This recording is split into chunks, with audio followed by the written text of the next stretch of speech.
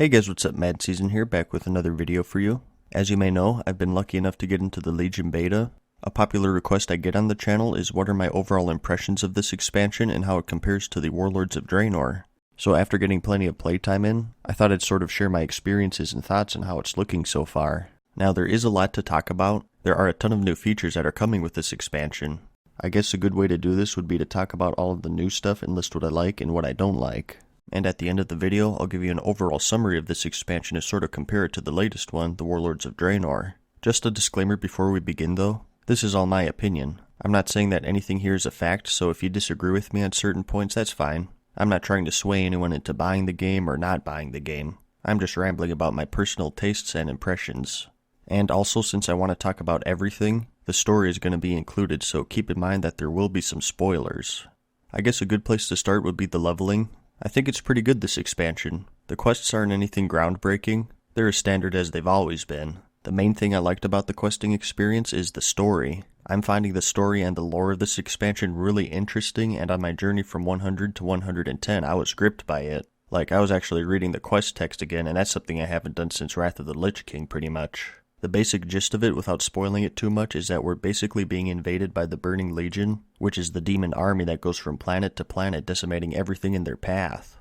I think this is a way more interesting threat than what we had in the Warlords of Draenor. I'm one of those people who dislikes pretty much anything to do with time travel, and while getting to visit all of the old zones of the Burning Crusade expansion was cool, story-wise I didn't care for it. Because we were dealing with alternate timelines and realities, it felt like everything you did didn't really matter in the grand scheme of things because everything is anchored to a separate realm. So as far as I know, we don't have anything like that in this expansion. In Legion, we're in the Broken Isles, which is in Azeroth, and with the demon invasions and some other major things I won't spoil, the story feels more consequential, which you really can't say for Draenor. A perfect example of this is in the Draenor version, the Prophet Velen died sacrificing himself to save his friends. It was a touching scene and everything, but that was Draenor Velen. If you go to the Exodar, you'll see him there sitting safe and sound, which really takes away from the gravity of Draenor Velen's death.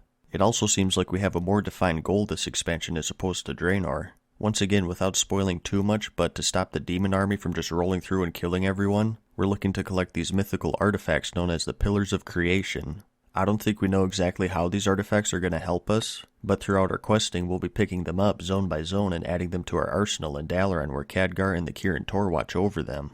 Now putting achievements and gear upgrades aside, just this story and having this defined goal for me was enough to complete every quest in each of the zones. I wanted to see what was happening in every single zone to get the story behind it all, which is saying a lot for me because personally I haven't been excited about the story since Wrath of the Lich King. I will say one thing I don't care for story-wise in Legion, and this was in Draenor as well, but I really don't like the focus where you're this ultimate hero and you're the savior of the world. This is something that I think doesn't really work for MMOs because they're multiplayer. Storylines like this make sense for single-player RPGs where you're the focus of the story and you lead your allies into victory. You're the most important character in the story and everyone is following you. This doesn't work for MMOs because everyone is that character. In Draenor, you're leading your garrison army and you're at Khadgar's and Irel's side until the end, and in Legion it's sort of the same deal with your Order Hall campaign. Now a really good example is through the Warlock Legion intro quest. At a certain point in your quest chain, you go to this demonic realm and you take out this ancient demon siege lord there. You have a couple of heated battles, but in the end you defeat it and rip out its heart and gain dominion of his realm. So basically you're now the Warlock.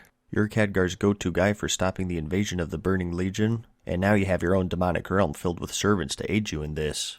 But then you realize so does Gul'dan X the Warlock, Sephiroth X Goku the Warlock, Shadow Sasuke, and so on. You don't even get your own demonic realm. You share it with all of these people because they all did the exact same thing that you did. So the basic gist of what I'm saying here is that because everyone is amazing, no one is amazing. Personally, I greatly preferred it and I think it made more sense when we were just foot soldiers of the Alliance and Horde, and we aided the important lore characters, not the other way around. I think this focus on us needs to be saved for single-player games, and we should get back to us being the supporters and not the supportees. But like I said, this is just all my opinion. If you disagree with me, that's fine. Everyone has their own tastes. So I guess that's all I wanted to say story-wise. Next up, I'll talk about some of the new features. I'll also mention some of the 7.0 features such as the honor system and the appearance tab. I sort of consider those as a part of Legion even though they're technically from the pre-patch. We do have a lot of new stuff coming this expansion. We have the appearance tab, which is a new collection and a big improvement to the whole transmog system. the new honor system, which opens up a whole separate progression system for PvP. We have the new adventure mode world quest system as endgame content, artifact weapons that are unique to each spec, class halls that are unique to each class, and much more. I've gone over most of this stuff in detail in previous videos, so I won't go over it again here, but in terms of new stuff this expansion, it's pretty packed. They weren't just twiddling their thumbs for the 13 months we went without a major patch. One thing I'm really enjoying so far is the endgame experience. Once you hit level 110, you unlock these world quests across the various zones in the Broken Shore.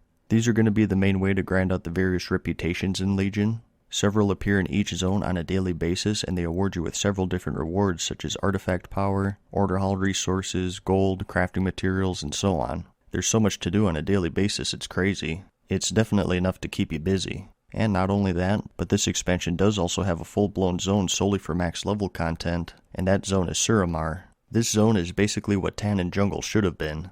As some of you may know, Tan and Jungle was supposed to be out with the original release of Warlords of Draenor, but due to time constraints they pushed it back until patch 6.2. You can sort of think of Suramar as Tan and Jungle on steroids. This zone has a whole 11 chapter quest chain for you to knock out, which comes along with its own story and everything. So far it seems pretty huge. To give you an idea of how long the quest chain is, it took me 2 to 3 hours to complete just one of the 11 chapters. I'm not sure if the rest of the chapters take that long though, as I'm still going through it. But regardless, the whole story and the lore of this zone is something I found to be very interesting and gripping.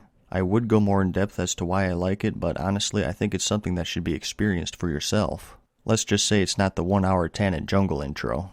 And along with this zone come several different things to do. An example is the Withered training scenario. Without trying to spoil anything too much, this is basically a daily minigame you can do where you lead an army of minions through an underground labyrinth, and you get better rewards the more you progress. I found myself doing this every day, and it's fun to get further and further each time. And this is just one example of what the zone has to offer. I think Suramar is one of the highlights of this expansion that a lot of people seem to overlook when they talk about Legion. As for other in-game stuff, specifically I found dungeons to be pretty well done. They're nothing really groundbreaking, but overall they're quite varied and fun. To name just a few, you have the Maw of Souls where the Kvaldir make a reappearance. These are the corrupted Vrykul that made their first appearance in the Wrath of the Lich King expansion. You also have the Halls of Valor where you battle against Odin's champions, and the Darkheart Thicket where you take up arms against Xavius and the Creeping Nightmare. Visually and mechanically, they're all top-notch as they've always been. My personal favorite is the Court of Stars dungeon in Suramar because depending on your class, race, or even profession, you have a bunch of items you can interact with that change the way that you run the dungeon. For example, in one of the boss fights, at 30% health the boss runs away and drinks a flask which normally gives him a damage boost. But if you're an alchemist, I believe, you can poison the vial to instantly kill him instead. So I just thought that was a really neat way to add another element to the dungeon. For raids, so far we have the Emerald Nightmare where we have to deal with the corruption of the Emerald Dream, visually sort of similar to the Darkheart Thicket.